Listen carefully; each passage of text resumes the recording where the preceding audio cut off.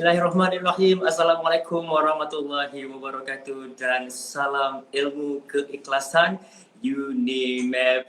Baik, unitnya program pada hari ini Bicara Minda. Kita akan mendengarkan topik-topik yang dekat dengan kita dan juga yang menariknya kita akan bersama-sama dengan insan-insan ataupun penceramah ataupun tokoh-tokoh yang hebat untuk membicarakan topik-topik yang telah pun kita susun aturkan. Jadi untuk edisi yang pada tahun 2021 ini, program Bicara Minda ke udara bersama dengan anda untuk siri yang pertama pada kali ini dan saya perkenalkan diri, saya Amir selaku moderator anda untuk hari ini dan saya ucapkan terima kasih untuk anda yang sudah menonton kami ketika ini di ruang Facebook Unit Latihan UNIMAP. Terima kasih banyak-banyak, jangan lupa share dan like Facebook kami, insyaAllah supaya kita boleh sebarkan lebih ramai lagi orang yang akan dapat menonton bersama-sama dengan kita untuk program pada petang ini. Baiklah, kenapa saya cakap perlu share dan juga like? Kerana di penghujung nanti akan ada sesuatu yang istimewa menanti anda, jadi jangan ketinggalan untuk bersama-sama dengan kami sehingga ke penghujungnya nanti. Dan tajuk yang akan kita bicarakan dan kita akan kupas pada hari ini, satu tajuk yang saya kira amat menarik sebenarnya dalam keadaan sekarang ini dan saya rasa ramai juga yang ternanti-nanti untuk mendengarkan mengenai tajuk ini. Jadi tajuknya adalah urus wang secara betul. Itu dia, tajuk yang sangat sinonim dekat dengan kita. Kita nak tahu macam mana pengurusan wang yang berkesan. Dan untuk hari ini kita bersiaran secara maya. Tiada penceramah di sebelah saya, semuanya atas secara dalam talian. Jadi kita akan bersama-sama dengan penceramah kita yang hebat. Kita bawakan daripada Kuala Lumpur. Kita cuba kontak dengan kita punya penceramah dulu. Assalamualaikum, Abang Abu. Waalaikumsalam warahmatullahi wabarakatuh. Itu dia seronok. Saya sebenarnya kan Abang Abu, saya selalu tengok tau Abang Abu ni di YouTube, di TV. Mesti pakaian itu akan macam tu lah. Orang kata Abang Abu ni dia terkenal sebagai mekanik wang ya Abang Abu. Allahu Akbar. Ya. Ya, jadi mungkin dah nak kupaskan. Yelah orang-orang yang mungkin ada masalah kewangan, kita nak repair. Itulah sebab mungkin itu identiti yang dibawa oleh Abang Abu. Jadi Abang Abu, kita share dulu keadaan macam mana di Kuala Lumpur sekarang. Alhamdulillah, Kuala Lumpur saya dah, sebab saya ni sebenarnya daripada Singapura, tapi saya dah duduk dekat sini dekat 8 bulan semenjak COVID. Saya tak dapat balik. Jadi insyaAllah saya bulan Ramadan ni saya akan kembalilah balik untuk berpuasa kat sana. Jadi KL macam biasa, like macam sibuk sentiasa. Alhamdulillah ada hujan. Hari ni nampak macam hujan sikit saja. Tapi overall Alhamdulillah. Seperti biasa, dapat masjid semua dah ada dibuka, jadi kita dah boleh pergi macam biasalah. Alhamdulillah lah. Itu keadaan di Kuala Lumpur. Okey, Alhamdulillah, kita doakan, orang kata cepatlah selesai masalah ni kan, sebab kita nak lepas negeri pun. Saya ni kalau saya dapat ke udara secara bersemuka dengan Abang Abu ni lagi best ni. InsyaAllah, insyaAllah. InsyaAllah hari nanti Abang Abu. Jadi Abang Abu bercerita mengenai UNIMAP. Sebenarnya ada pengalaman tak Abang Abu bersama dengan UNIMAP ni? Universiti Malaysia Perlis. Ya. Saya Malaysia Perlis. Saya ada pernah pergi sekali tu under satu rombongan buat sambangunan. Dia ada satu kursus, dia orang bawa saya sekali je. Saya ingat sekali je saya pernah pergi. Tapi UUM tu saya pernah pergi. UNIMAP pun saya pernah pergi sekali. Saya ingat sekali je. Sekali. Abang Abu repeat lagi. Kalau Abang Abu datang nanti, Abang Abu kena contact dengan kami kat sini. InsyaAllah. Saya minggu depan saya ada pergi Langkawi. Tak jauh dah tu.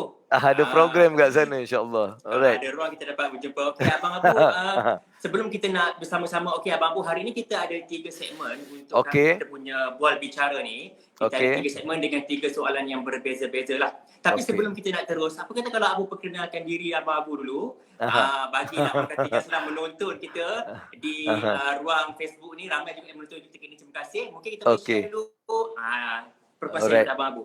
Okey, nama saya Abu Ayyubul Al-Ansari, itu nama panjang saya. Berasal daripada JDT. Yang terror bola tu. Tu saya berasal daripada JDT.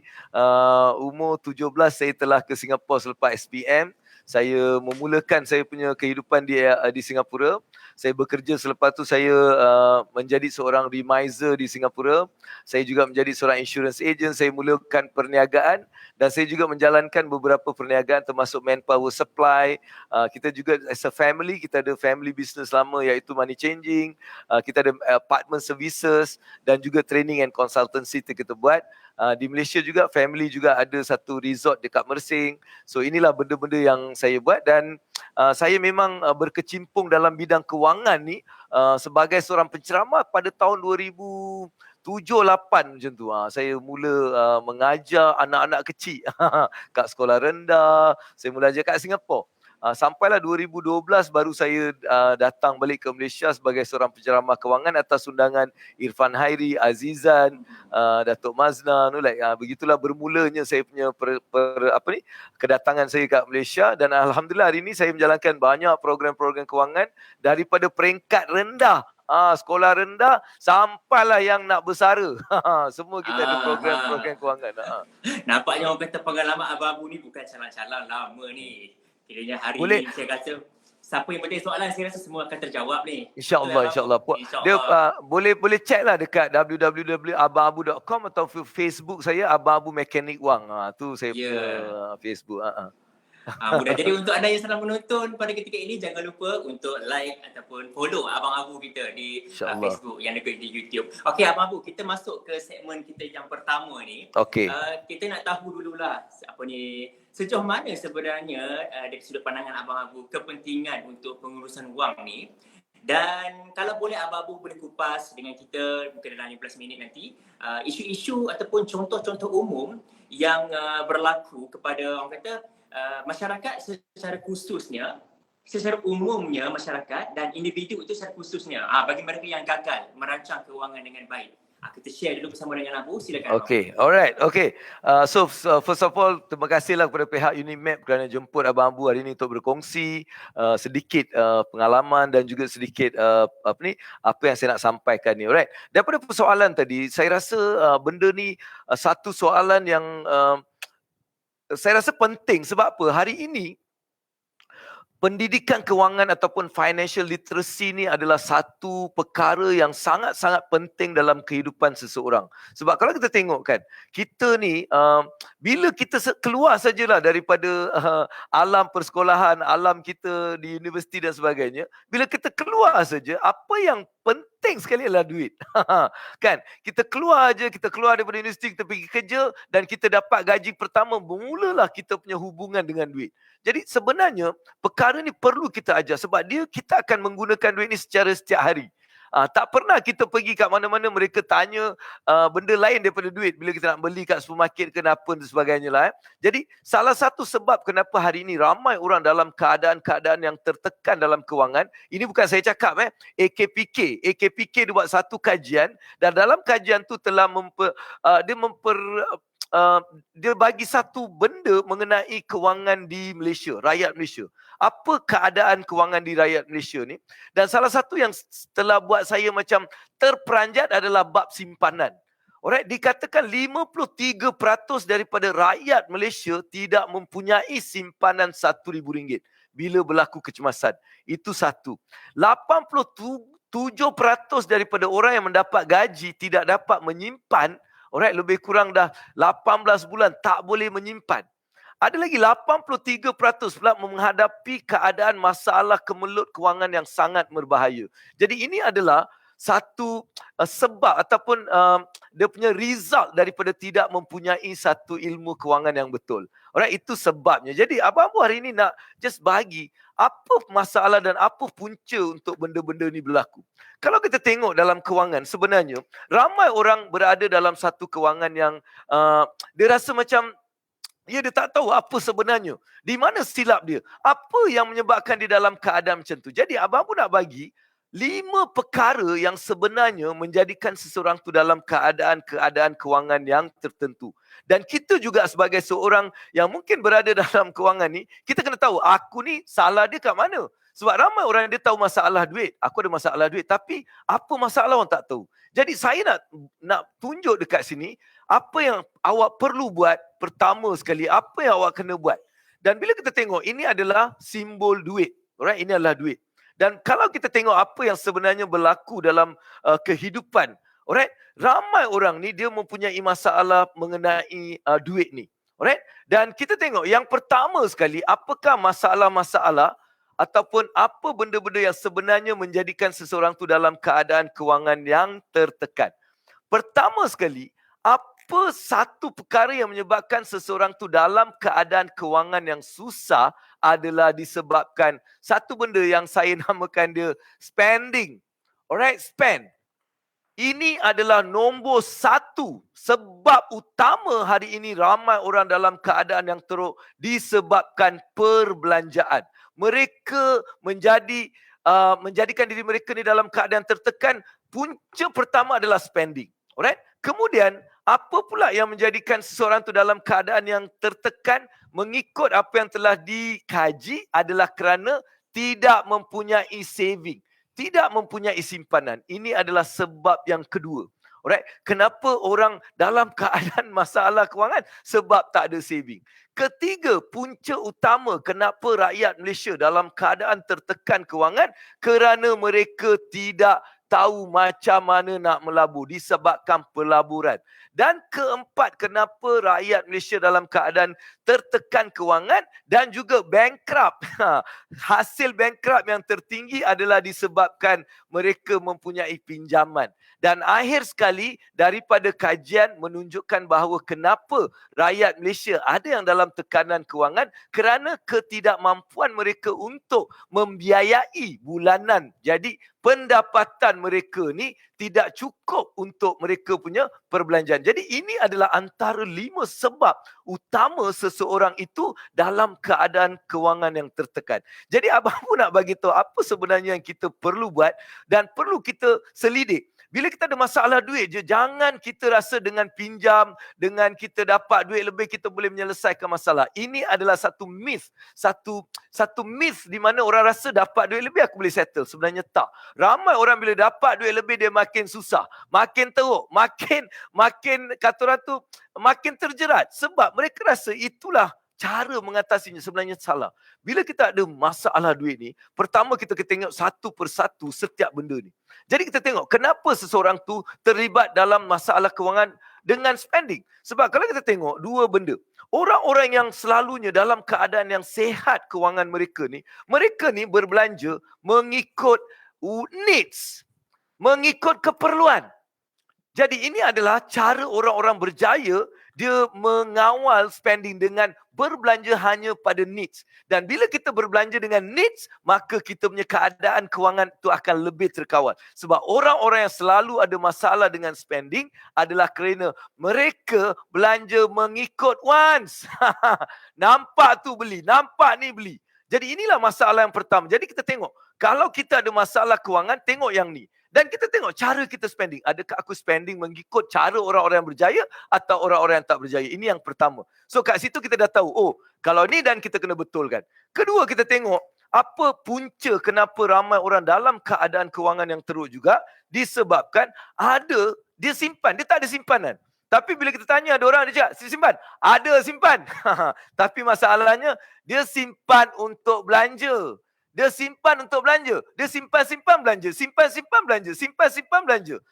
Ini satu cara atau kaedah yang salah sebenarnya. Orang yang berjaya, di samping mereka simpan untuk berbelanja, mereka juga akan ada bahagian untuk mereka laburkan. Alright? Jadi cek dekat sini juga. Apa kesilapan yang kita buat kat sini? Adakah kita melabur ataupun menyimpan untuk berbelanja sahaja atau ada tak bahagian yang kita simpan untuk kita laburkan? Alright? Itu yang kedua. Ketiga, kita tengok dekat invest ni pula. Masalah ramai orang sebab mereka yang kurang berjaya, mereka melabur dalam benda-benda yang saya namakan dia liabilities. Liabilities. Alright, ini adalah perkataan yang perlu kita faham. Alright, ada benda-benda dalam finance ni kita kena faham. Liabilities dan juga asset. Ni asset. Jadi apa benda ni? Sebenarnya orang-orang yang berjaya mereka melabur dalam aset. Apa tu aset? Yang memberikan mereka pulangan. Alright? Tetapi orang yang selalu gagal dalam kewangan, mereka melabur dalam liabilities. Mereka melabur dalam benda-benda yang mengeluarkan duit daripada kocek. Very simple kalau kita nak tengok apa itu asset dan apa itu liability. Sebab tu kita tengok orang-orang kaya, mereka invest dalam benda yang bagi dia duit. Dia invest dapat duit, invest dapat duit. Tapi orang yang tak berjaya biasanya dia melabur tapi dia keluarkan duit. Contohnya kita beli kereta yang besar dan setiap bulan kita yang bayar. Kita yang bayar. Itu adalah satu liabilities. Mungkin dia adalah needs tapi dia liabilities. Jadi bila kita tahu benda tu liability tapi dia needs, kita beli apa yang kita mampu nak bayar. Alright, inilah satu cara untuk kita betulkan. Sebab ramai orang terjerat dalam keadaan ini. Mereka terjerat. Dia tak tahu kenapa aku tak boleh keluar daripada keadaan kewangan. Sebab cara-cara tadi. Dan lepas tu kita tengok, satu lagi yang menyebabkan seseorang itu dalam keadaan kewangan yang teruk juga adalah disebabkan hutang. Ini di Malaysia, hutang ni lah menjadi punca sebab nombor satu kenapa rakyat ramai sangat yang bankrupt. Disebabkan mereka meminjam hutang jahat. Apa tu hutang jahat? Kan? Pinjam duit, pergi belanja entah apa. Pinjam duit, entah buat apa. Ini menjadikan mereka terjerat dan akhirnya mereka dalam satu keadaan teruk. Sebab mereka menggunakan hutang jahat untuk membeli liabilities. Ini adalah pemikiran orang-orang yang tidak berjaya. Mereka pinjam duit untuk liabilities. Tetapi orang yang bijak, orang yang kaya, mereka meminjam untuk membeli aset. Dia pinjam ni untuk beli aset. Dia pinjam, dia beli rumah dan dia sewakan rumah. Rumah tu dapat duit. Duit ni dia belanja banyak benda dan dia ada lebihan. Itu aset. Ini adalah benda yang perlu kita faham juga. Sebab ramai orang terjerat dekat sini. Alright? Dan anak muda hari ini ramai yang terjerat kerana mereka ada hutang jahat. Tapi orang kaya mereka ada hutang baik. Jadi ini antara 4 benda. Dan akhir sekali, kenapa rakyat Malaysia dalam keadaan yang sukar dalam kewangan juga disebabkan pendapatan, kerana mereka hanya ada satu saja sumber pendapatan, iaitu pekerjaan.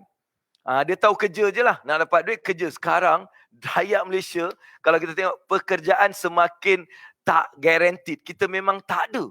Kan, tak ada lagi pekerjaan, makin lama makin sikit.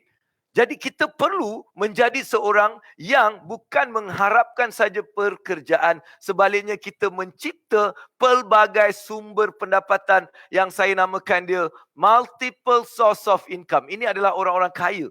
Mereka mempunyai multiple source of income. Alright? Jadi ini adalah antara sebab. Sebab-sebab bila kita tengok kenapa ada rakyat yang sebenarnya mereka dalam keadaan tertekan disebabkan cara perbelanjaan yang salah. Tak ada simpanan. Alright, tak ada simpanan. Sebab itulah Abang Abu dah mulakan satu kempen pada bulan April nanti, mengajak orang untuk mulakan kempen menyimpan. Target kita dalam 30 hari kita boleh simpan RM1,000 dengan pelbagai kaedah tip-tip praktikal yang Abang Abu nak bagi. Itu kita akan mulakan. Setiap tahun saya ada buat benda tu, dan tahun ni lebih best sebab kita buat secara teknologi.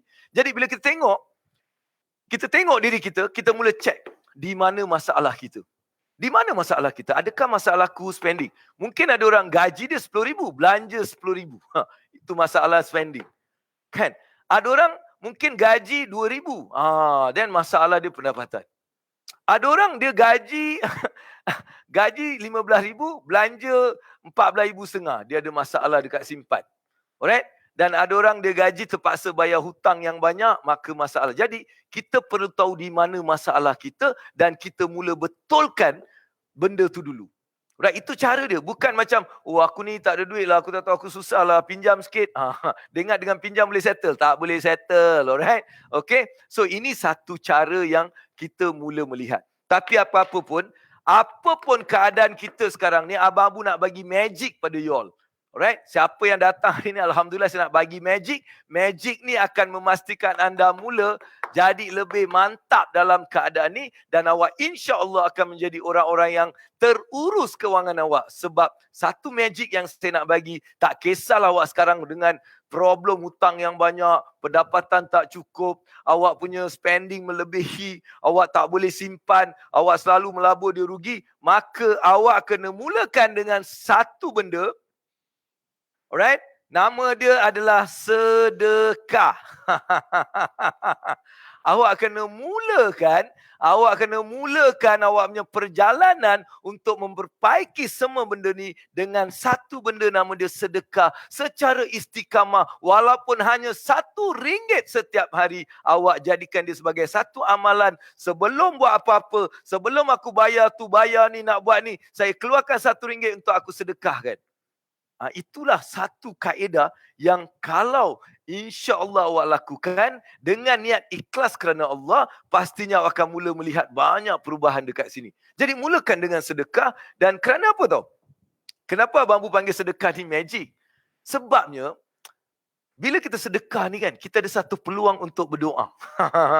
Setiap kali kita sedekah, kita ada satu hadiah untuk berdoa. Doalah pada Allah supaya dia permudahkan perjalanan kewangan awak. Pastinya setiap hari kalau kita berdoa pada Allah Subhanahu Wa Taala, kalau kita betul-betul doa, kita minta secara ikhlas, kita bercerita dengan Allah mengenai keadaan kita ni, pastinya Allah akan ubah. Jadi ini adalah cara untuk kita mengenal apa masalah kita dan kita mulakan perubahan kita dengan memulakan sedekah di samping membetulkan apa kesilapan-kesilapan yang pernah kita lakukan, dan ini akan memberikan kita satu perubahan dalam kehidupan kita, right? Jadi inilah yang pertama saya nak awak fahamkan, right? Pertama kita bermula dengan benda-benda ni. Right? Dan saya juga nak berkongsi sedikit mengenai sambungan daripada sini adalah yang saya selalu share, iaitu 5 rukun kaya juga. Sebab dalam kita nak mencapai kekayaan ni, kena ada rukun kaya. Jadi antara 5 rukun kaya ni, saya nak bagi 5. Ini cara kita cari. Kan? Kita tahu lama banyaknya hutang aku. Jangan sedih, relax dulu. Gunakan 5 rukun. Apa rukun pertama? Senyum. Sentiasa senyum. Ada masalah senyum. Orang cakap tak boleh senyum. Orang marah kita senyum. Orang cakap pasal kita senyum. Kita buat benda tak jadi senyum. Halo, senyum dan senyum dan senyum. Sebab senyum tu adalah sedekah. Mengikut apa yang Nabi hadiskan pada kita. Senyum tu sedekah. Dan sains telah prove bahawa bila kita senyum, ada banyak kebaikan berlaku dalam badan kita. Dan dengan bentuk cecair yang terbentuk dan sebagainya. Sedekah, right? Sedekah untuk diri kita. Dan senyuman juga adalah satu nikmat yang Allah bagi hanya untuk manusia. Jadi mula senyum. Ada masalah senyum. Dan tak percaya awak tengok apa berlaku bila kita senyum setiap hari. Pastinya awak akan rasa sangat berlainan. Alright? So itu adalah untuk segmen yang pertama saya rasa. Untuk saya nak mulakan dengan 5 benda yang kita cari. Mulakan dengan sedekah. Dan pastinya 5 rukun. Salah satu rukun yang pertama adalah senyum. Lepas ni kita bagi lagi rukun-rukun seterusnya. Alright, saya nak bagi balik pada Ahmad. Okey, itu dia. Abang Abu sekali bercakap, orang kata dapat semua. Okey, kita kata pengalaman 2008. Bukan calon-calon pengalaman tu. Okey, baik. Makin hangat kita punya topik hari ini.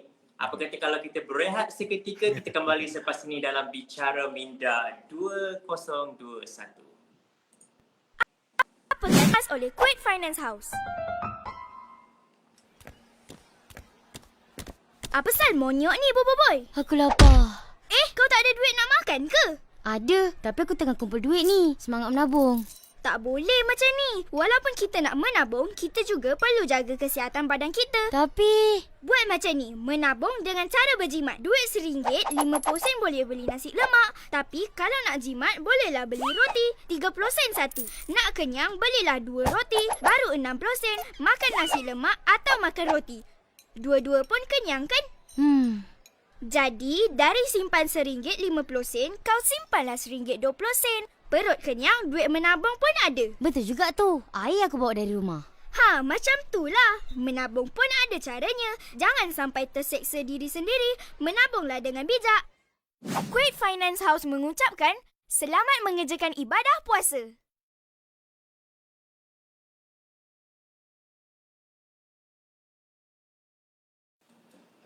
Okey, kembali bersama dengan kami di Bicara Minda 2021 bersama dengan penceramah ataupun panel hebat kita hari ini, Abang Abu daripada Kuala Lumpur. Jauh kita bawa kan. Abang Abu ni merupakan pengasas New Asia International Sendirian Berhad, sebuah company yang cukup besar sebenarnya untuk orang kata dalam kewangan-kewangan yang orang kata memang dia orang punya makanan lah.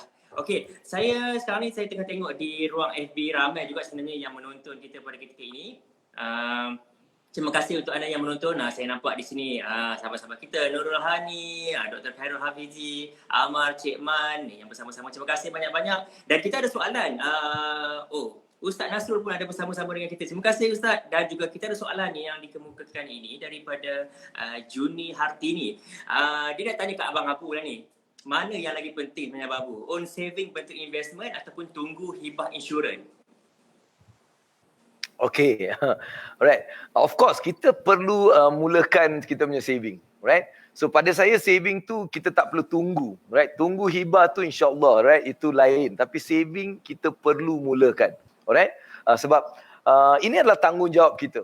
Sebab kita bayar semua benda tau. Cuba fikirkan, kita bayar tu, kita bayar ni, semua kita bayar. Tapi pada Abang Abu, kita perlu bayar diri kita sendiri dulu. Alright, itu adalah bermula dengan kita punya simpanan ni. Alright, itu yang first kali. Pada saya simpanan tu memang lebih penting. Alright, okay. Simpanan untuk investment tu maksud saya, dia bila nak melabur ni dia ada banyak cara. Tapi kita perlu ada satu cara yang betul. Alright, sebab ramai orang mereka melabur tanpa cara. Dia macam ni, Mat. Kita main bola, kalau cuba awak turun padang, awak main bola tak ada goalkeeper. Kan? Turun padang tengok keeper tak ada. Mana keeper ni, babe? Kita memang tak boleh main. Ataupun ada tim dia turun 10 keeper. Pun tak boleh main. Ataupun ada tim yang tak ada keeper dan semua striker. Jadi, ramai yang sebenarnya dalam pelaburan, mereka tidak mempunyai satu sistem.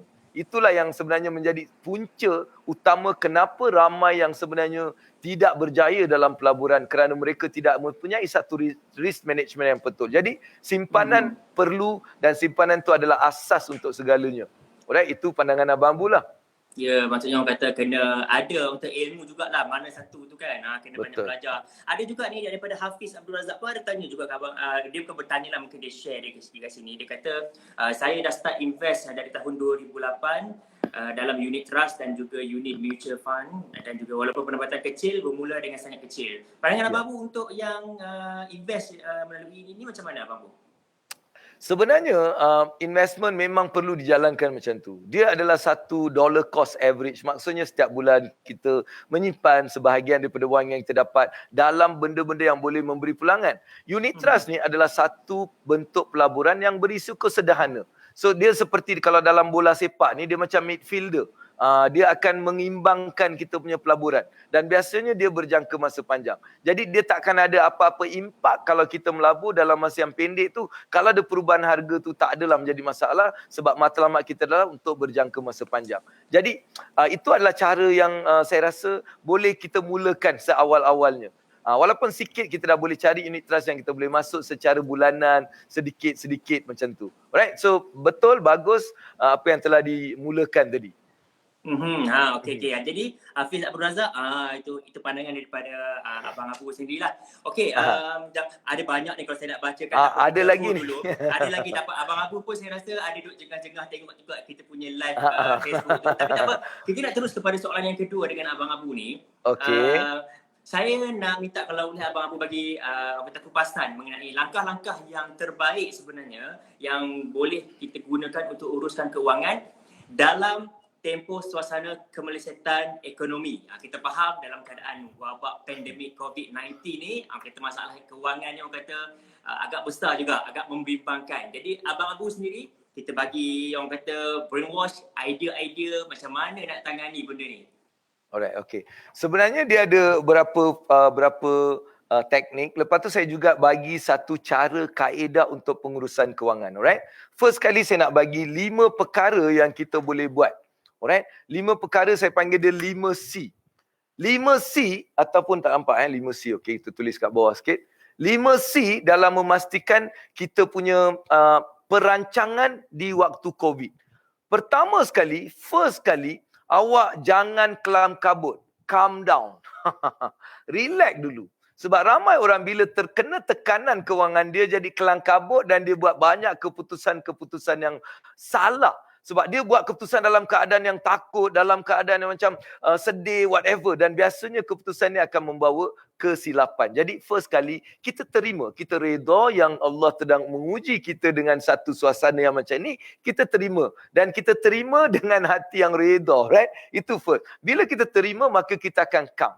Alright, lepas tu kita kena mula buat something. Apa? Kita kena control.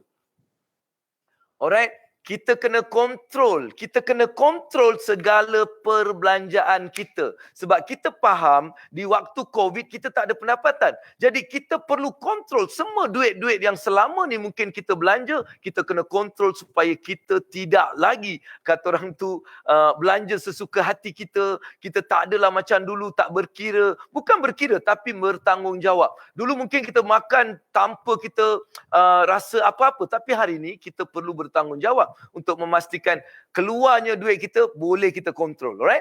Kemudian C, kita kena cope. Kita bila dah kontrol, kita kena cope dengan apa yang kita ada dengan mencari sumber-sumber lain.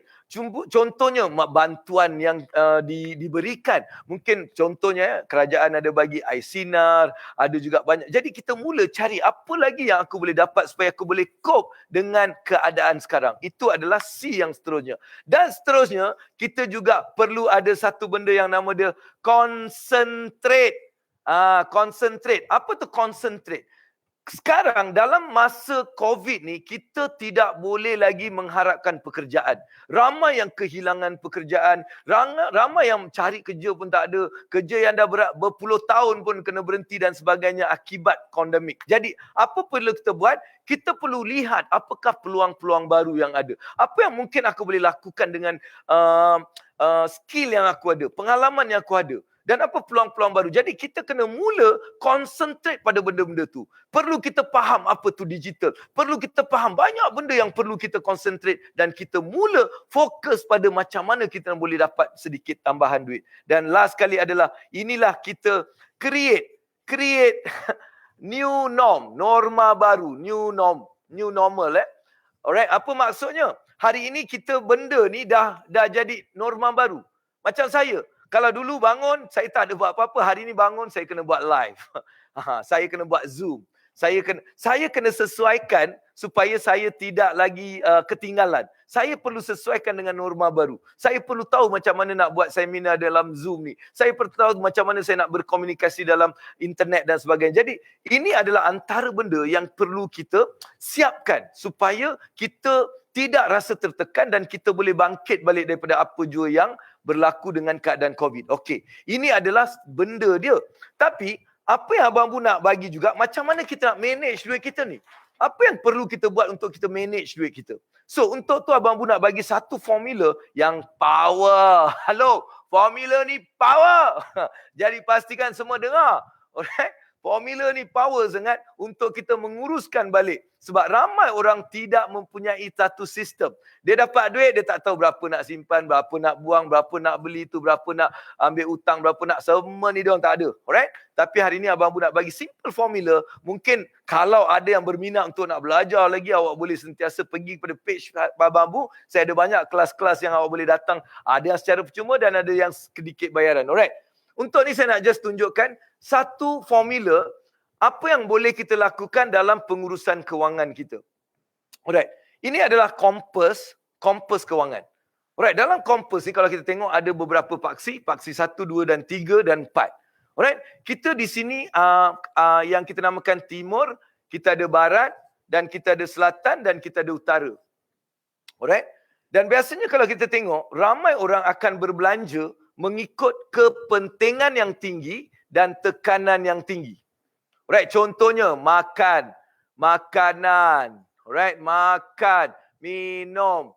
Alright, rumah, anak-anak, isteri-isteri. Alright, apa lagi? Semua benda-benda ni. Dan benda ni biasanya apa yang saya namakan adalah terpaksa. Apa maksud terpaksa? Maksudnya kita ada duit ke, tak ada duit ke, awak masih kena belanja. Alright, itu maksudnya terpaksa. Alright, tapi apa masalahnya? Masalahnya sekarang, kalau kita semak balik apa yang kita berbelanja, ramai di antara kita berbelanja, di antara 80 hingga 120% daripada pendapatan mereka di sini. Saya tulis kat sini tak nampak sangat kat situ kan. Mereka ni berbelanja, kalau tengok mereka berbelanja 80 hingga 120%. Right, inilah yang dibelanjakan di bahagian sini. Tetapi kalau kita nak kesihatan kewangan yang sempurna, awak hanya boleh belanja 60% saja di sini. Right, hanya 60% yang awak boleh belanja dalam bahagian terpaksa daripada gaji awak ke bahagian-bahagian yang kepentingan dia tinggi, tekanan dia tinggi. Ini adalah satu kesedaran sebab ramai orang yang tak perasan sebenarnya mereka belanja banyak ni. Itu adalah satu BMI yang salah. Right? Kita tengok yang atas. Tekanan tinggi, tekanan dia rendah tapi kepentingan dia tinggi. Yang saya namakan dia untung. Untung ni apa? Simpanan, pelaburan, belajar, ilmu. Alright? Benda-benda yang membawa keuntungan. Dan bila kita tengok di sini pula, kalaulah ramai kita ni tak ada KWSP, kita tak simpan, ramai yang hanya simpan 2%, 3%, tak ada persen. Awak cek sendiri. Awak cek sendiri nanti dan letakkan dalam kategori yang Abang Abu bagi ni. Awak tulis semua kan, setiap bulan apa awak tulis, lepas akhir bulan awak letak dekat sini, tengok, awak akan terperanjat. Tapi kalau nak kewangan yang mantap, 30%. Alright, 30% daripada pendapatan awak perlu disalurkan ke sini. Alright, 30%. Dia bukan 1%, 2%. 30% di mana sebahagian kita simpan, kita buat ni dan sebagainya. Jadi cek balik. Itu adalah yang kedua. Jadi ini dua lah yang selalunya akan menjadikan orang macam, okey, baru aku faham. Kan? Alright. Tapi masalahnya, bila datang ini dua. Alright, ramai orang juga yang sebenarnya ada masalah dekat sini. Benda ni biasanya tekanan dia tinggi, kepentingan dia rendah. Yang saya namakan dia bocor. Alright, apa tu bocor? Right, bocor adalah kita berbelanja tanpa apa-apa persediaan. Kita pergi, kita main belanja suka hati kita. Kita tak ada list. Kita belanja suka hati lah. Macam tu. Benda tak perlu pun kita belanja sebab bocor. Hello? Bocor ni yang menyebabkan ramai orang dalam keadaan yang tertekan sebab mereka tak tahu benda tu bocor. Clear tak? Hello?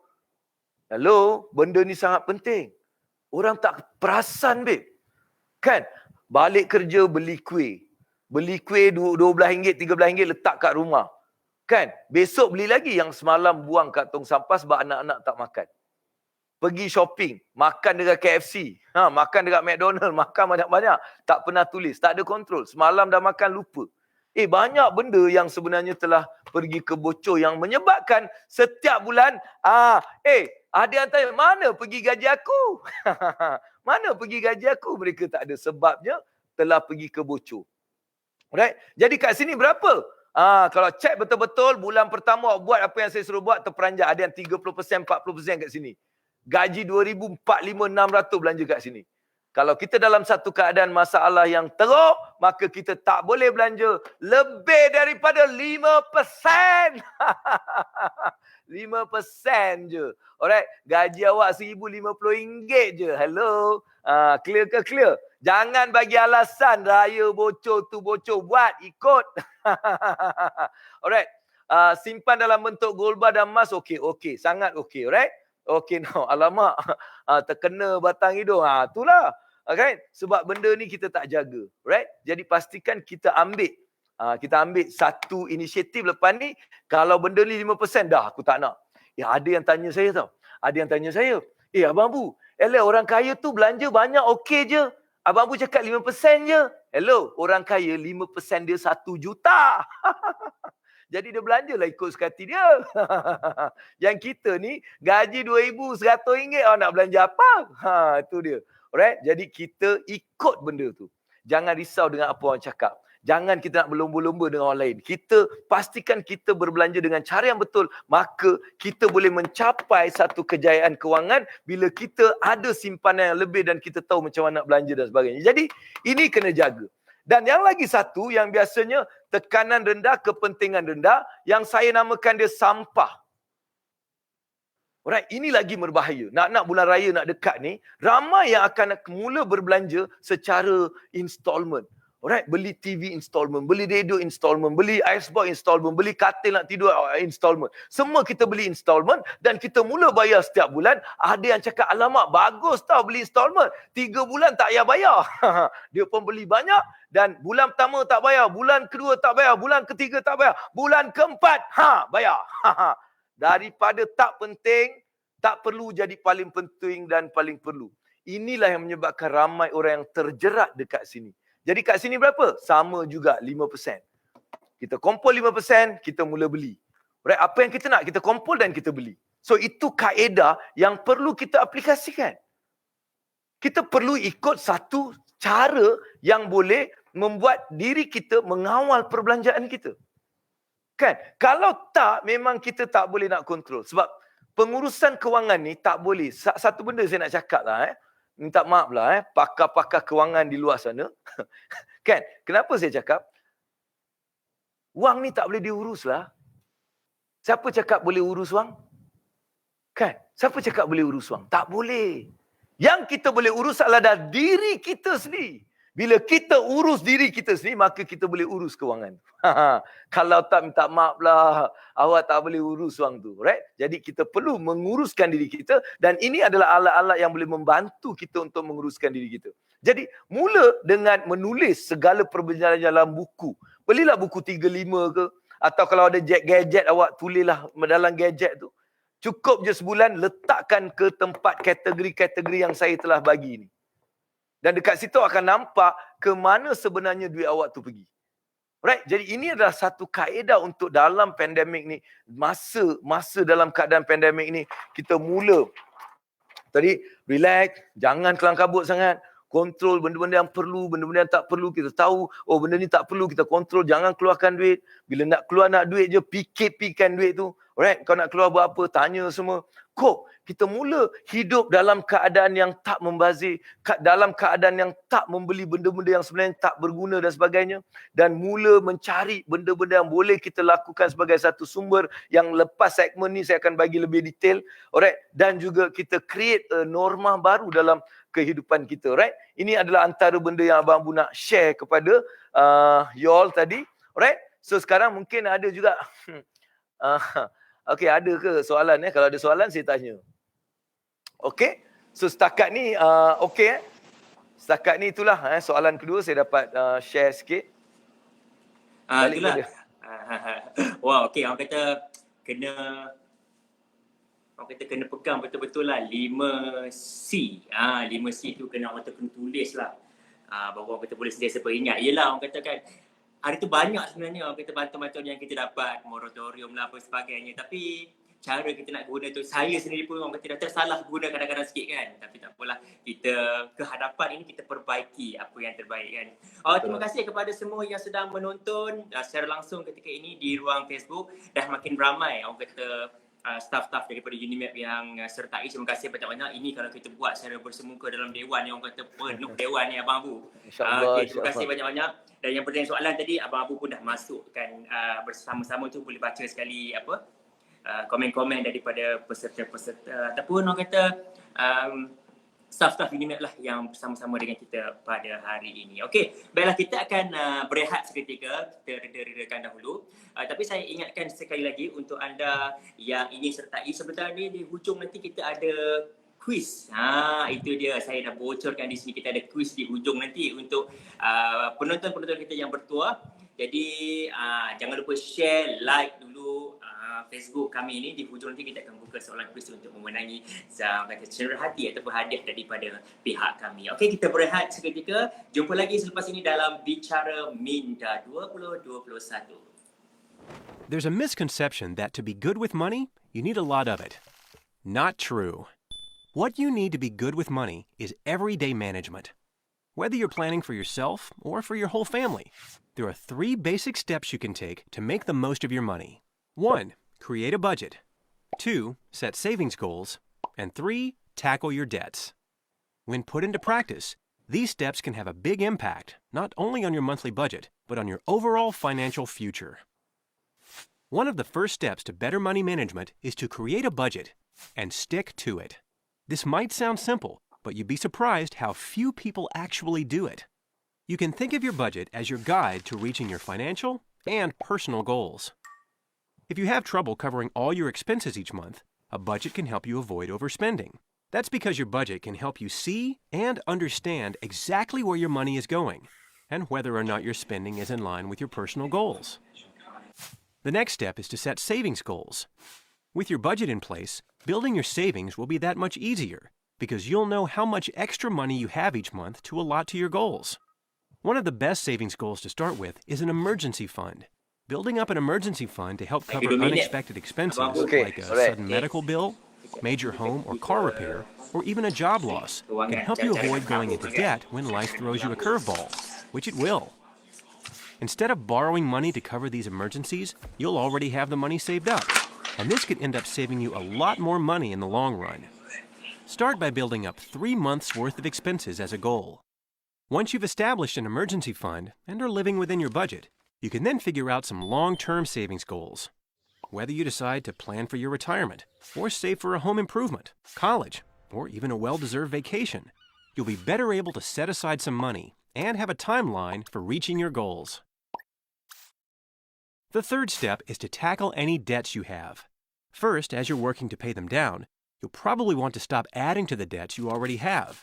The less debt you have, the easier it'll be to get out from under it. It could also be helpful to know what your debt is costing you each month. Once you know how much your debt costs, you can create a plan that helps you reduce it and eventually pay it off. The sooner you get started, the more money you can save.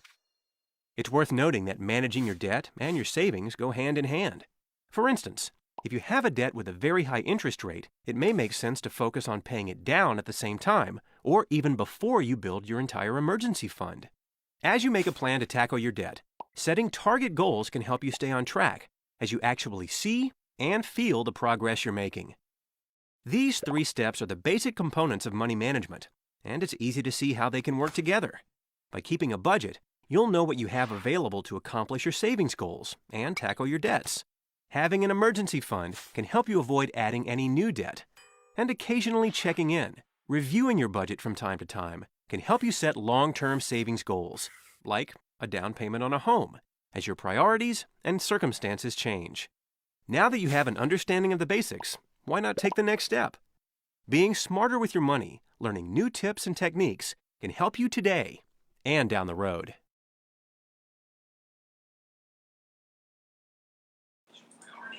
Kembali bersiaran bersama dengan kami di Bicara Minda 2021, urus wang cara betul. Ini adalah siri yang pertama untuk tahun 2021 untuk kita bawa tajuk ini dulu bersama dengan anda. Terima kasih kepada anda yang sedang menonton ketika ini di ruang Facebook unit latihan Unimed. Terima kasih banyak-banyak, share banyak-banyak dan juga like banyak-banyak. Dan pastinya kita sebarkan ilmu-ilmu yang disampaikan oleh penceramah yang bukan calon-calon orang kita bawa hari ini. Serba biru, bertopi merah, Abang Abu kita, kacak bergaya di sana. Okey, saya nak teruskan Abang Abu untuk masuk ke, orang kata dah segmen ketiga.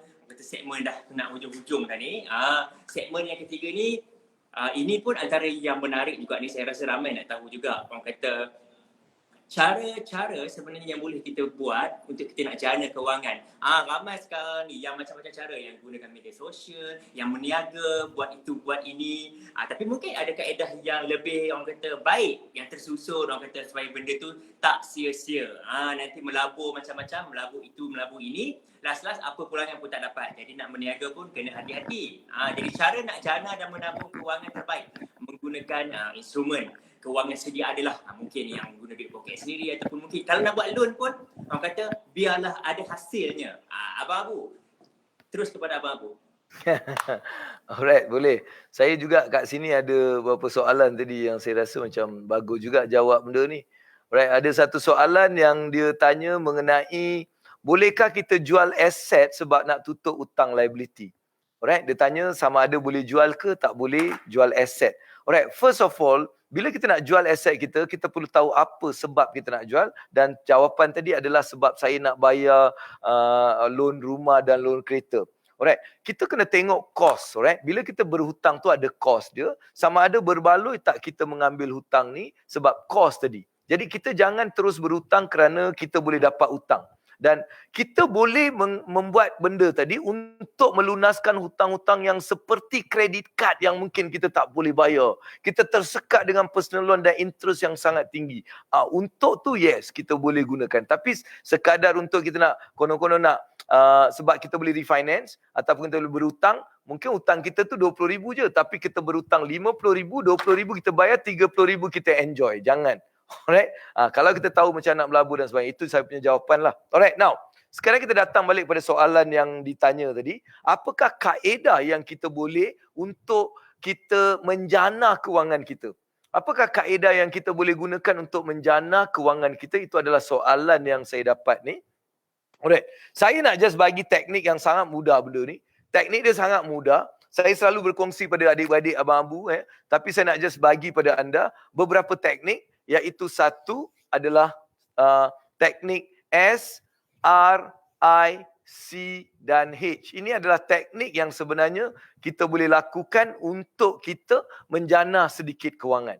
Alright, teknik yang pertama ini adalah untuk orang yang memang nak duit lah. Memang tak ada duit ni. Kan, tak ada duit, aku nak duit cepat kan. Apa teknik dia? Teknik dia adalah selling. Kita menjual. Alright, kita perlu menjual. Right, itu adalah teknik yang paling mudah. Alright, teknik untuk sesiapa saja dalam kemelut kewangan, problem kewangan, tak cukup duit, termasuk abang Abu dulu. Masa saya first start, masa saya tu tak adalah duit, masa tu kita start menjual. Alright, kadang-kadang kita tak perlu ada produk. Ada cakap, macam mana saya nak jual tak ada produk? Hello, produk orang lain ramai kat luar sana. Alright, saya mula jual dengan jual nasi lemak yang saya tak kerti masak, orang lain masak. Kan, jiran masak, saya ambil nasi lemak, saya pergi jual. Jadi, ini adalah cara yang paling efektif untuk mereka yang nak mempercepatkan proses masalah kewangan dia lunas. Alright, kena tahu menjual. Alright, banyak benda yang kita boleh jual. Alright, dan hari ini dengan adanya teknologi kita boleh jual secara online. Alright, ada yang boleh jual dalam Shopee, dalam Lazada, benda-benda yang dah disediakan, ataupun dengan hanya membina awak punya website blog sendiri. Awak boleh juga menjual dengan Instagram, Facebook, banyak benda ni dah awak boleh gunakan untuk menjual. Tak gerti online, jangan risau, awak masih boleh jual. Buatlah kacang kuda ke, awak bungkus karipak ke apa ke, jalan jual. Hello, jual saja.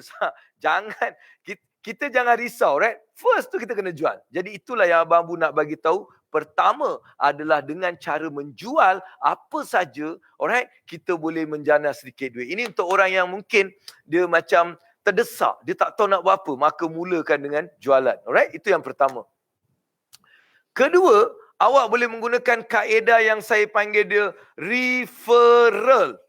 Okey, ataupun kita memperkenalkan produk atau servis seseorang kepada seorang yang memerlukannya. Alright? Contohnya, saya menjual kereta dan saya kenal orang jual kereta dan saya kenal pula ada orang nak beli kereta. Jadi dengan orang yang nak jual kereta ni, saya dah buat satu perjanjian. Alright? Maksudnya, kalau ada orang yang aku recommend kau beli kereta ni, berapa aku dapat? Mungkin dia cakap, okey, satu kereta ni aku dapat 1,000, kereta ni 500. Alright? Dah, itu je. Dan kemudian kita berjumpa dengan kawan, member, pergi sana, pergi sini. Dan kalau kita terdengar ada orang nak beli kereta, kita terus recommend dia. Right, itu satu cara. Dan ada orang mungkin nak buat kenduri kahwin dan awak pula kenal orang yang memang buat catering. Senang saja. Awak just introduce dia pada dia dan awak dapat commission. Hello, banyak dalam persekitaran kita ni, kalau kita tengok betul-betul, duduk betul-betul, kita sebenarnya boleh melihat banyak peluang untuk kita mencari duit sikit. Saya bukan ajar nak jadi jutawan apa tu semua, right? Kita nak ajar cari duit lebih sikit.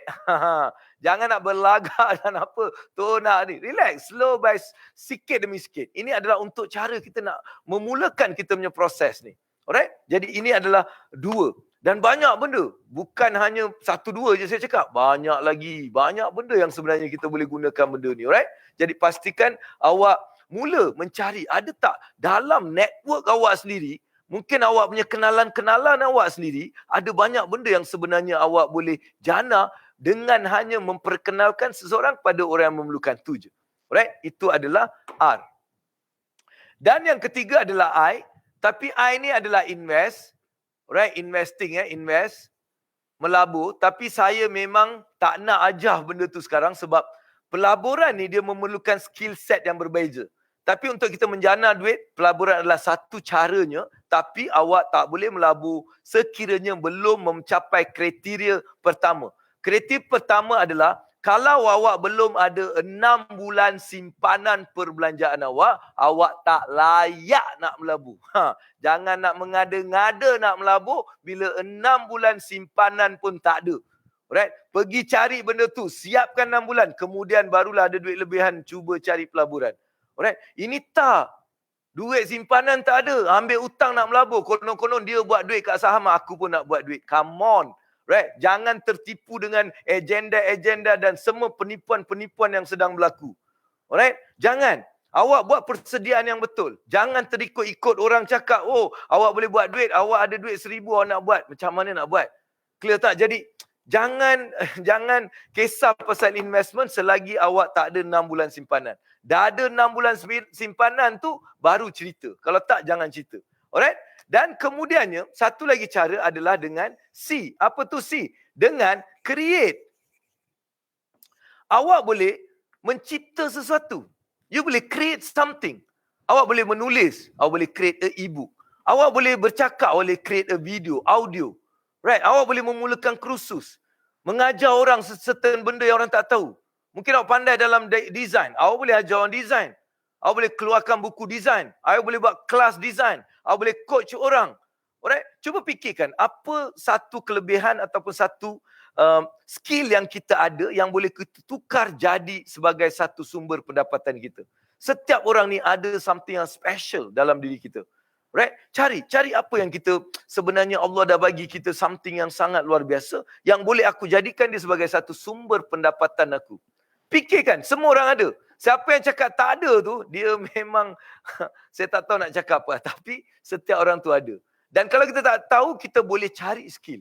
Dan hari ini dengan kerajaan membantu untuk ramai rakyat untuk belajar. Alright? Banyak dana-dana HRDF yang telah diberikan untuk rakyat untuk belajar sesuatu. Alright? So kita boleh jadikan sekarang ni masa untuk kita menimba ilmu dan memperketatkan dan memperhalusi skill-skill yang boleh menjana duit. Alright? Jadi pastikan banyak benda kita boleh buat. Alright? Kalau boleh memasak, awak boleh buat catering, awak boleh mengajar, awak boleh keluarkan buku resepi buku, macam-macam. Alright? Okay, itu adalah create. Dan akhirnya kita juga boleh menggunakan house ataupun home. Dari rumah sendiri kita boleh buat duit. Secara apa? Secara online ataupun offline. Online kita buat apa?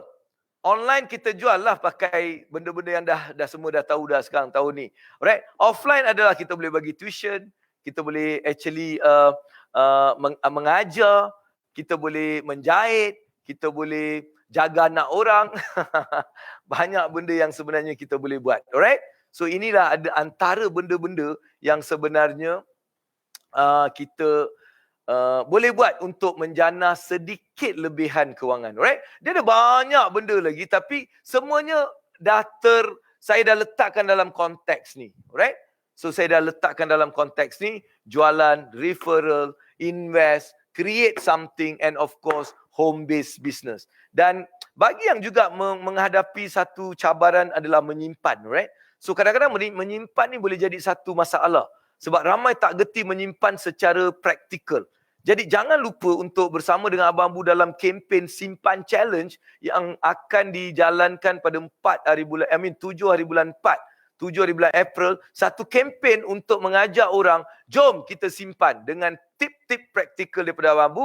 Dan bagi juga anda yang mungkin nak juga memulakan secara awal, boleh pergi dekat blog saya ataupun pergi dekat Facebook Abang Abu untuk mendapatkan buku Simpan Challenge. Alright, dia ada 30 tip praktikal untuk kita menyimpan. Jadi ini antara benda yang saya nak kongsikan daripada soalan yang telah diajukan tadi. Macam mana cara untuk kita nak mendapatkan sedikit duit tambahan. Right? Macam mana kita nak memulakan perniagaan kita dalam fasa-fasa pandemik ni. Sebab saya juga sarankan janganlah kita mengambil hutang ataupun loan untuk kita memulakan perniagaan ataupun pelaburan. Right? Tapi pastikan kita mulakan dengan apa yang kita ada. Alright, buat sesungguh-sungguhnya, cari peluang-peluang ni dan kemudian kita meningkatkan step by step. Proses by proses supaya kita mempunyai pengalaman dan juga kekuatan dalam mengharungi kehidupan sebagai seorang entrepreneur, insyaAllah. Jadi itu sedikit yang saya boleh kasih untuk segmen yang ketiga ni. Boleh? Okey. Banyak tips Abang Abu dah bagi tu. Orang kata banyak huruf lah. Tadi C, ini macam-macam lagi tips. Dan juga betul lah macam yang Abang Abu kata, kena cari dan kena tahu kita punya kelebihan, bakat yang kita ada kan. Barulah kita boleh, orang kata, apa yang kita buat tu sebenarnya dekat dengan diri kita dan mencapai lah daripada kita buat benda-benda yang kita tak berapa suka kan. Okey. Baiklah, macam Abang Abu cakap tadi, ada kempen, jom simpan. Okay. Jadi kena ramai-ramai siapa yang tengah tonton ini, kena lepas habis ini minta tolong follow lah Facebook Abang Abu, kempen jom simpan yang akan diadakan pada itu memang menarik Ahmad, itu menarik. Memang menarik sebab kempen ni adalah tahun yang ke-10 saya dah buat kempen ni, dan kempen tahun ni dia sangat berbeza sebab kita ada teknologi. Kita masukkan teknologi. Maksudnya ada apps dan kita boleh dapat tips melalui apps. Kita simpan dalam online punya apps. Jadi dia something yang sangat menarik lah tahun ni. Betul lah, orang kata dunia berubah. Betul, Bila dah betul. sekarang ni kita kena, orang kata, lebih menggunakan. Oh, ada Zafifa ni, dia tanya apakah sambungan 5 rukun tadi. Saya okey bagi lah Abang Abu nak share? saya bagi 1 je tadi kan. Dia nak 5. Dia ingat lagi tu. Bagus. Siapa ni? Zafifa. Alright. Okay, rukun pertama tadi senyum. Saya dah bagi tahu.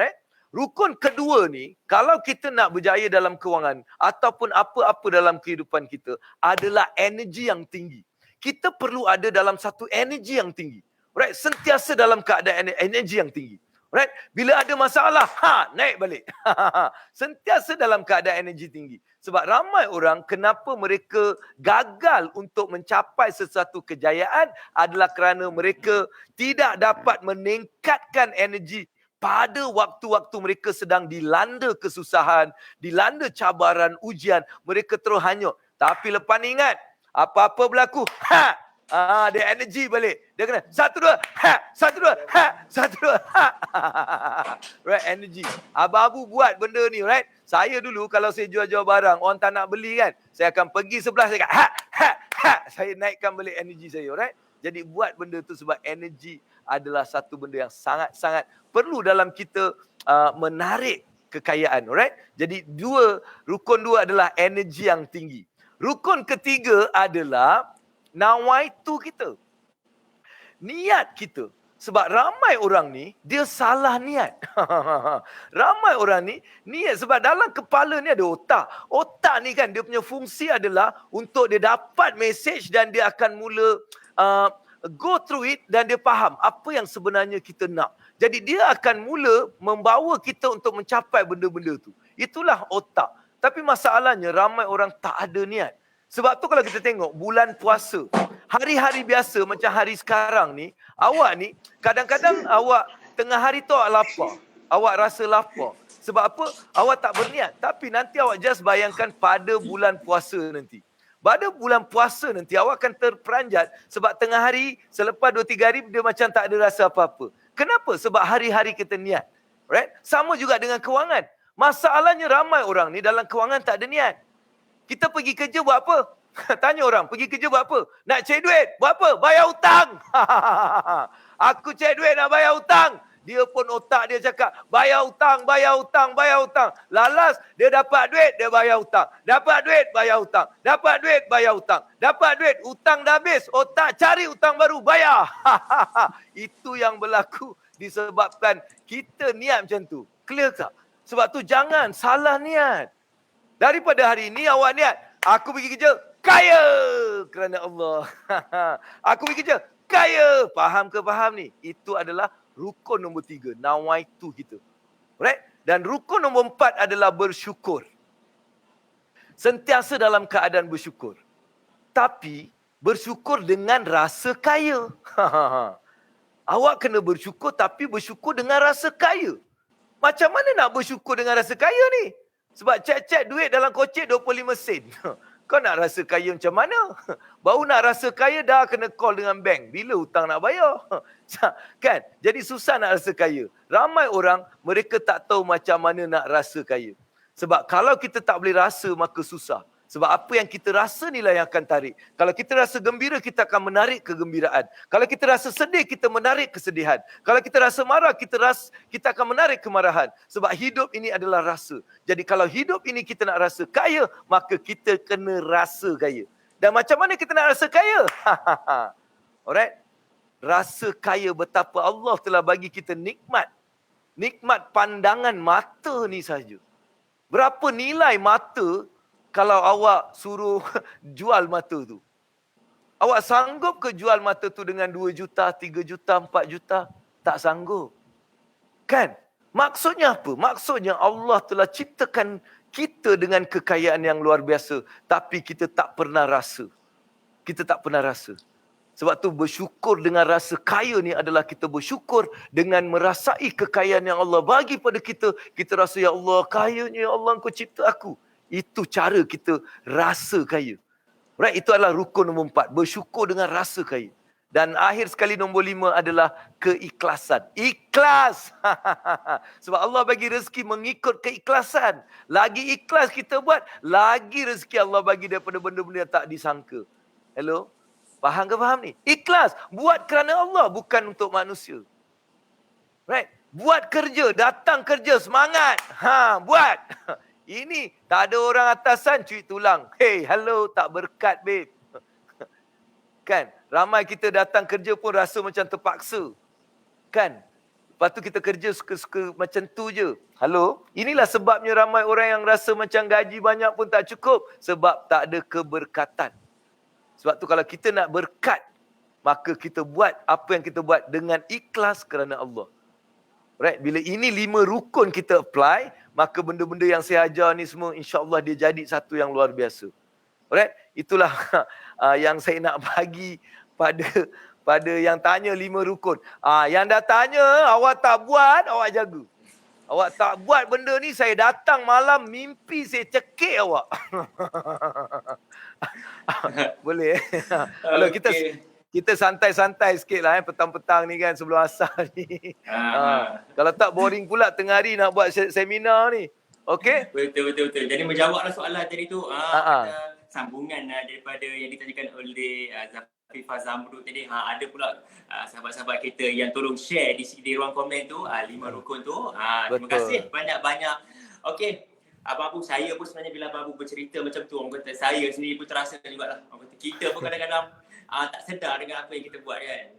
Jadi bila orang kata perkongsian ni macam hari ni lah sebenarnya yang mendekatkan kita, yang membuka semula minda kita ni untuk menjadi lebih baik. Okey, seperti mana yang dijanjikan untuk semua penonton-penonton, Abang Abu nanti kita akan bersama dengan Abang Abu untuk penutupnya nanti. Tapi sekarang ni kita ada quiz Abang Abu. Kepada penonton-penonton kita tak naklah bagi semua tonton free. Biarlah ada sesuatu. Okey, jadi kita akan tayangkan klip video selepas ini. Jadi soalan kuis akan ke udara selepas ini daripada video. Jadi ambil pen, kertas, catat apa-apa yang ada dalam video tu. Nanti soalan semua ni daripada video itu. Jadi kita tonton dahulu video yang kita kemukakan untuk soalan kuis sebentar nanti. Kita mesti buat pilihan. Kita main mereka lari. Speaker ni merosakkan lagu. Mereka semua berlari pergi. Ada yang mahu, ada yang perlu. Kita perlukan ni. Carilah tawaran terhebat. Belanjalah dengan bijak. Cari harga paling menjimatkan. Bijak berbelanja selalu. Jangan habiskan duit, mesti pandai jimat. Bijak berbelanja selalu.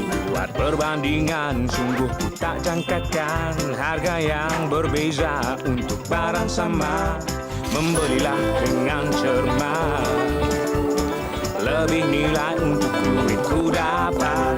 Ku mesti kuatkan semangat. Tapi banyak benda yang ku suka. Hello.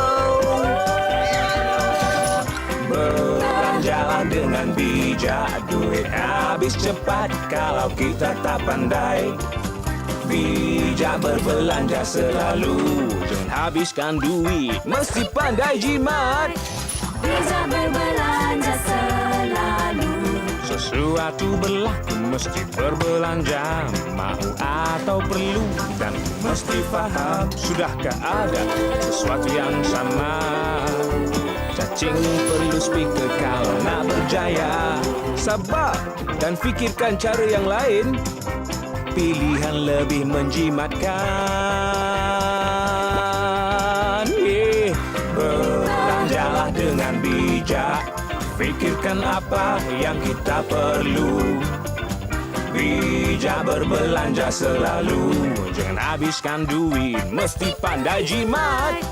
Bijak berbelanja selalu. Impian kami jelas untuk yang perlu. Kami tak cukup duit just to membantu. Kami usaha dengan gigih sekali. Karena itu kami ada duit yang lebih. Speaker dibeli dan berjimat juga. Rasa macam dah jutawan. Belanjalah dengan bijak, tiada mustahil bila kita jimat. Bijak berbelanja selalu, jangan habiskan duit, mesti pandai jimat.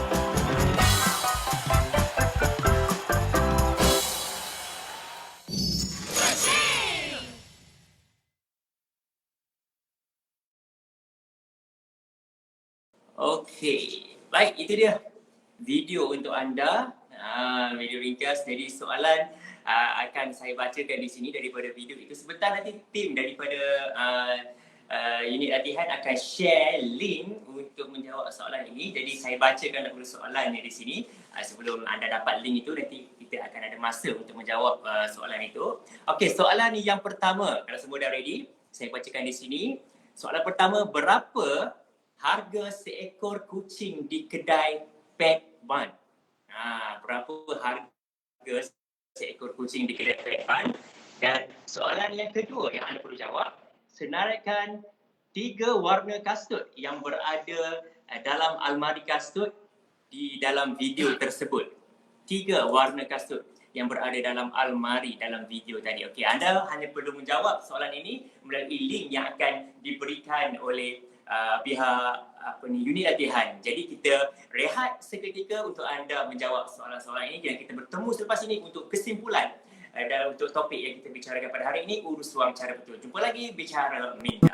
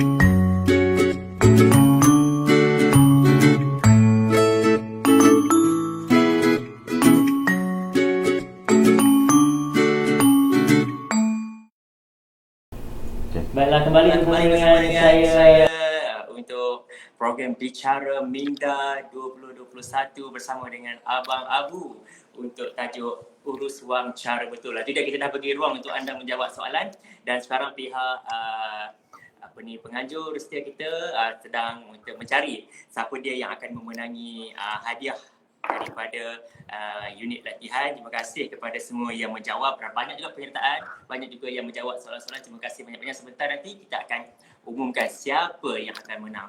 Okey, kita kembali bersama dengan Abang Abu. Orang kata di penghujung program ni, kita nak minta Abang Abu mungkin boleh buat kesimpulan lah daripada apa yang Abang Abu cakap hari ini, mungkin nasihat-nasihat ataupun sebagainya kepada penonton-penonton kita di sini. Silakan Abang Abu. Alright, I think tak maulah panjang-panjangnya kesimpulan. Alright, very simple. Saya just nak bagi something yang senang untuk awak ingat. Alright, untuk nak ingat ni, kita nak duit, duit. So wang, W-A-N, dah tak nampak W-A-N-G. Tu wang. Alright. So untuk kita mendapatkan wang, alright, kita ada 4 benda. Satu, untuk mendapat wang ni kena ada ilmu. Alright. Tapi ilmu ni hanya kita boleh dapat bila kita ada waktu. Maksudnya, kita perlu cari waktu untuk dapatkan ilmu. Kita perlu ada masa untuk kita dapatkan ilmu kita. Macam hari ni awak datang. Alright. Awak spend lebih kurang dalam setengah jam, 1 jam, 2 jam ni untuk dengar Abang Abu dekat Facebook. Right. Awak betul-betul dengar, awak tulis, awak bagi masa. Dan ini perlu dilakukan. Tak boleh habis kat sini je. Awak kena follow Abang Abu. Masuk join program-program yang bersesuaian dengan awak. Sebab apa? Awak perlu bagi masa untuk awak untuk belajar sesuatu. Yang tu pertama. Right. Kedua, untuk kita mempermudahkan kita punya perjalanan mencapai pengurusan kewangan yang bagus, awak perlu mempunyai alat-alat dia. Yang ni masa, waktu. Dan kedua, perlu ada alat-alat yang boleh membantu kita.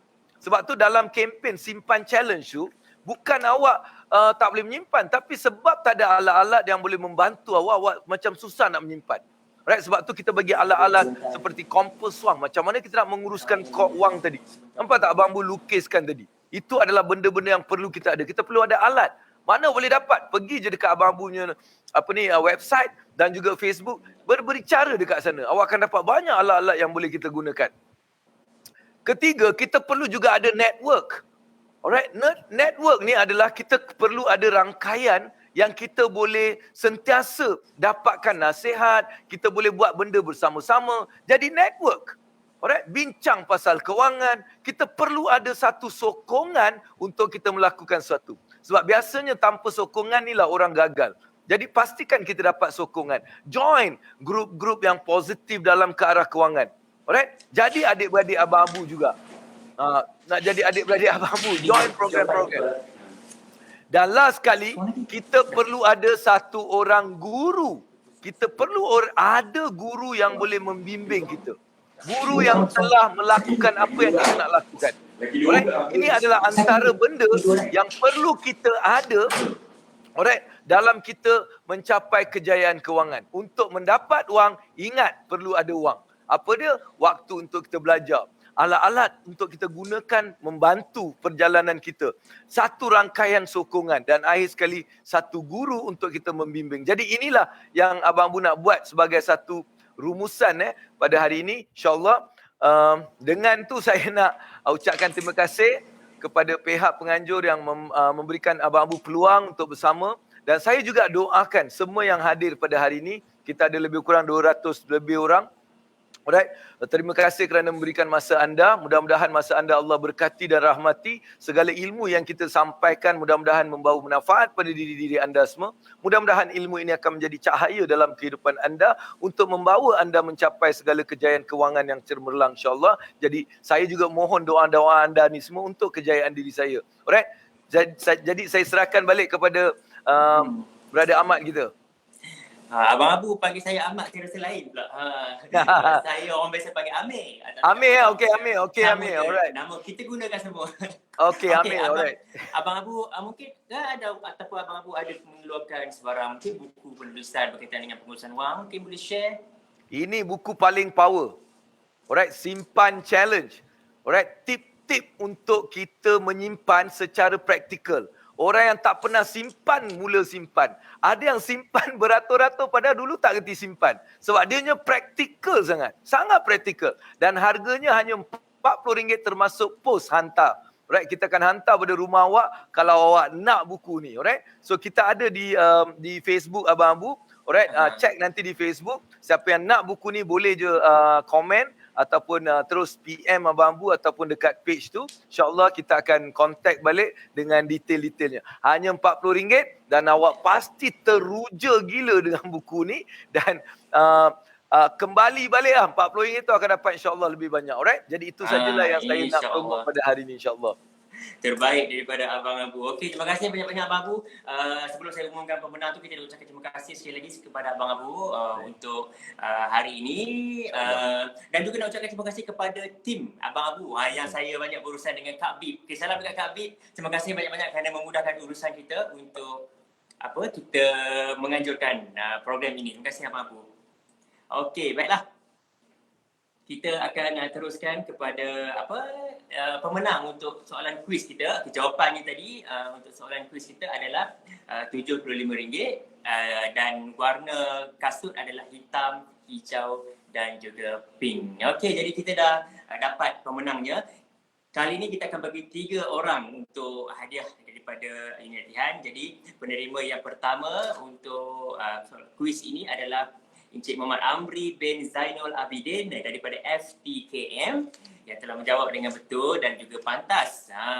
Pemenang kita yang seterusnya yang kedua adalah Mazura Mahmud daripada Pusat Sains Liberal, dan juga yang ketiga adalah Muhammad Husyuddin Rosni daripada FTKM. Okey, kepada pemenang-pemenang tu tahniah diucapkan dan kami akan terus hantarkan hadiah ke jabatan anda. Baiklah, terima kasih banyak-banyak. Jadi saya ucapkan terima kasih kepada semua yang menonton secara live, siapa yang share, yang mana yang like, yang mana yang follow. Terima kasih banyak-banyak, insyaAllah. Kehadapan ini kita akan buat lagi program Bicara Minda. Untuk tajuk yang mungkin akan lebih menarik lagi lepas ni, kita akan share banyak lagi isu-isu yang berkaitan.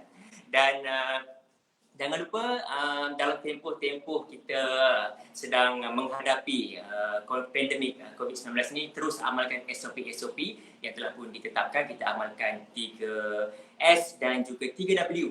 Kita elakkan tempat-tempat yang sesak, kita elakkan kawasan-kawasan yang sempit, kita elakkan untuk sembang dekat-dekat. Jangan dekat-dekat sangat, jauh-jauh untuk kita nak memutuskan rantaian. Dan juga amalkan 3W, wash, sentiasa cuci tangan, wear, memakai mask dan juga warn, sentiasa orang kata beringat, berwaspada walaupun di mana saja kita berada. Hashtag kita jaga kita, dan juga saya suka tekankan ini, hashtag juga kita jaga orang-orang di sekeliling kita. InsyaAllah semuanya selamat. Baiklah, terima kasih sekali. Kita jumpa lagi pada masa yang akan datang. Abang Abu, terima kasih banyak-banyak. Assalamualaikum warahmatullahi wabarakatuh.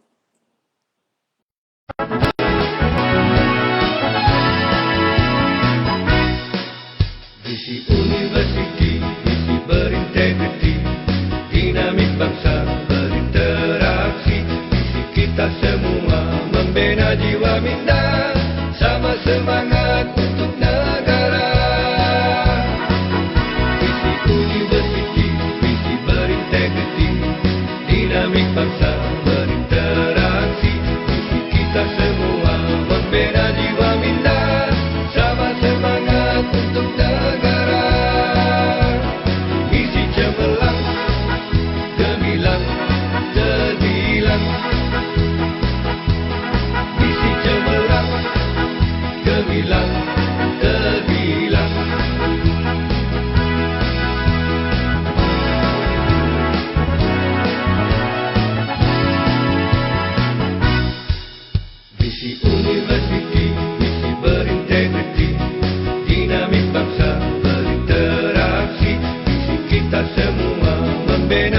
Minda, sama semangat untuk negara.